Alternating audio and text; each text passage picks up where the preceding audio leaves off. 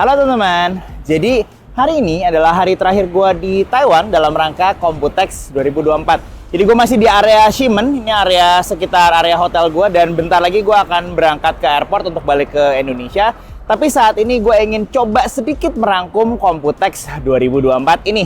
Yuk mari kita lihat sama-sama apa aja yang ada di Computex 2024 ini.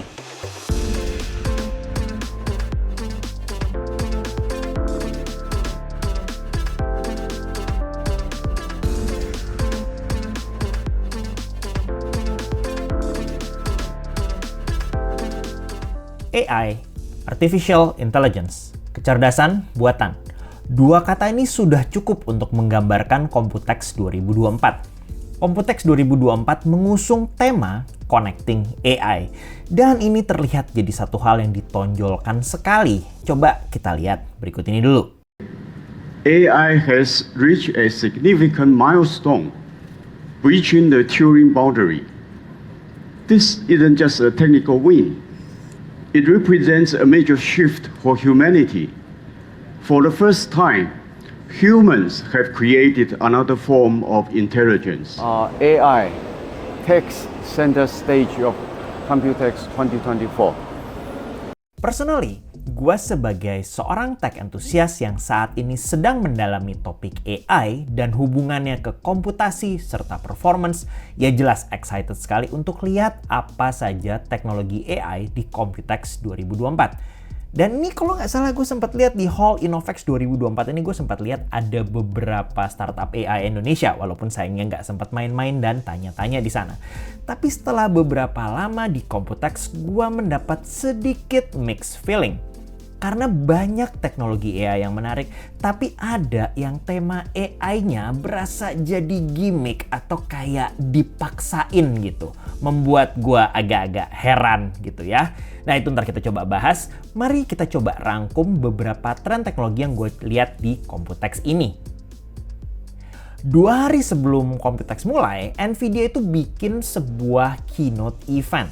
Dengan sedikit bantuan orang dalam, gue dapat akses masuk keynote-nya, dan di mata gue di sini Nvidia adalah perusahaan yang mungkin paling pantas kasih label AI.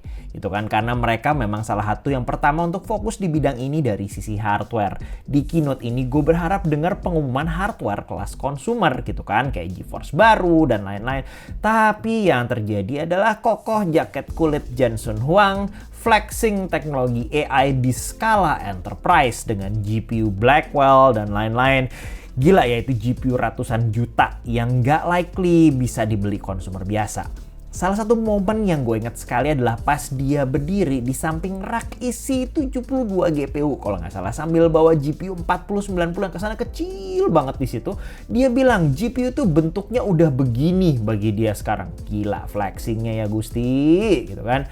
Jadi sebagai tech enthusiast yang area testingnya hardware kelas client atau consumer, gue agak sedih karena nggak ada announcement GeForce di keynote kali ini gitu kan. Tapi tidak bisa dipungkiri kalau AI di level enterprise menghasilkan revenue yang luar biasa besar. GPU puluhan ribu dolar itu yang antri perusahaan berderet, bos. Sedangkan gamer ya kayak kita dikasih GPU 400 sampai 500 dolar aja deh ya pasti protes harga kemahalan gitu kan. Cukup jelas kalau market yang paling profitable bagi Nvidia saat ini ya bukan gaming. Kayaknya satu-satunya hardware consumer yang sempat nongol di slide keynote Nvidia adalah pas waktu mereka nyebut laptop ber-RTX gitu kan, yang ada rating topsnya gitu. Ntar kita bahas deh. Dari event ini mungkin kita bisa sedikit lihat bahwa AI yang saat ini adalah market yang bisa kasih cuan besar sekali. Mungkin mirip dengan internet dan .com bubble di awal 2000-an gitu kan. Dia market enterprise ini bisa kasih cuan sehingga itu akan diprioritaskan, dan bisa jadi market kelas client dan consumer iya akan dikesampingkan. Kita bisa jadi nggak suka, tapi that's just business. Nah, tadi kita sempat bahas soal TOPS gitu ya. TOPS ini adalah trillion operation per second.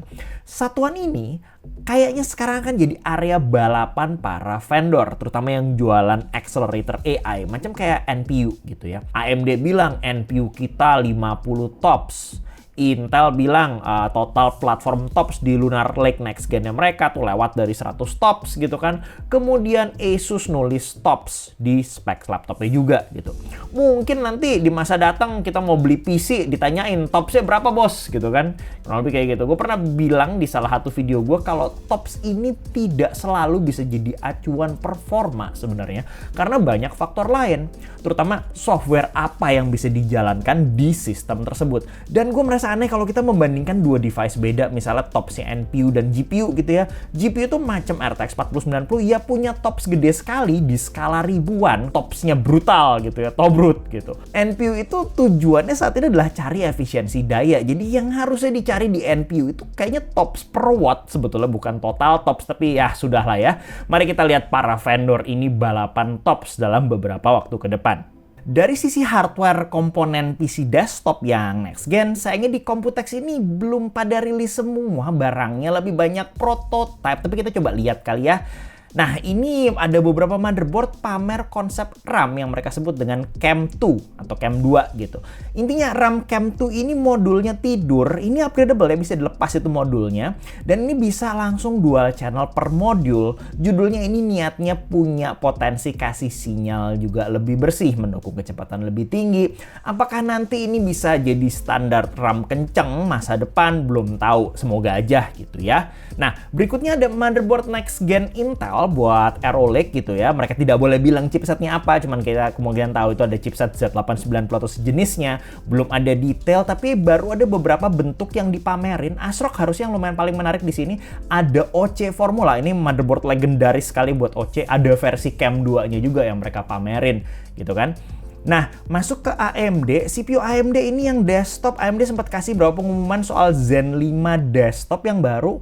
Jumlah core kayaknya nggak berubah dari Ryzen 7000 gitu ya, clock juga kelihatannya masih mirip, yang berubah adalah arsitekturnya di sini.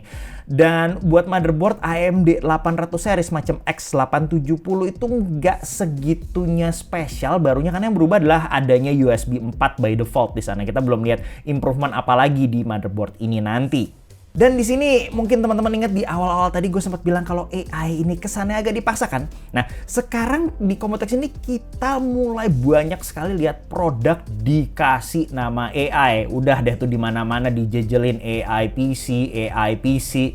Semua aja produk tuh dikasih nama AI PC gitu kan. Kemudian ya itu AMD prosesornya yang laptop dikasih nama Ryzen AI gitu kan. Alasannya sih karena mereka mau lebih jelas menyampaikan ke user bahwa AI yang ada di sini tuh cukup kenceng gitu. Tapi ya to be fair sih, AI PC sama prosesor dikasih nama AI, kalau itu nama produknya ada terjadi karena memang ada akseleratornya, di mana akselerator membantu compute dan AI, ya udah sih dikasih oke lah gitu kan, boleh. Tapi kita juga mulai ketemu ada produk dikasih label AI, tapi letak AI-nya di mana kita nggak tahu. Kalau ini misalnya ditaruh di RAM gitu kan, jadi gua nggak tahu AI RAM-nya itu di sebelah mana gitu. Dan bagi vendor-vendor yang nonton video ini, untuk kemajuan teknologi AI PC, kita lebih butuh demonstrasi aplikasi AI yang mudah dikerjakan user, bukan nama produk dikasih AI dan berharap itu bisa berguna gitu kan. AI-nya sendiri mungkin nggak gimmick dan fungsinya bisa jadi ada. Tapi vendor-vendor yang mau numpang nama AI tanpa kasih sesuatu yang substansial ya juga ada gitu. Jadi ya ini part nggak enak ya dari semuanya dikasih nama AI ini. Anyway, kayaknya ringkasan Computex tahun ini segitu aja dulu. Tahun ini sayangnya gue nggak terlalu banyak sempat main-main ke segitu banyaknya booth. Gue sempat ada kayak speedrun sih, cuma jalan-jalan doang, cuman nggak benar-benar mampir. Berharap tahun depan tuh berarti sekitar Mei ya masih bisa datang ke sini. Harapannya jadwalnya agak lega, jadi bisa kasih liputan lebih banyak lagi. Oke lah, gitu aja. Terima kasih buat semua pihak yang mendukung liputan gue. Dan sampai jumpa di video gue yang berikutnya. Bye-bye!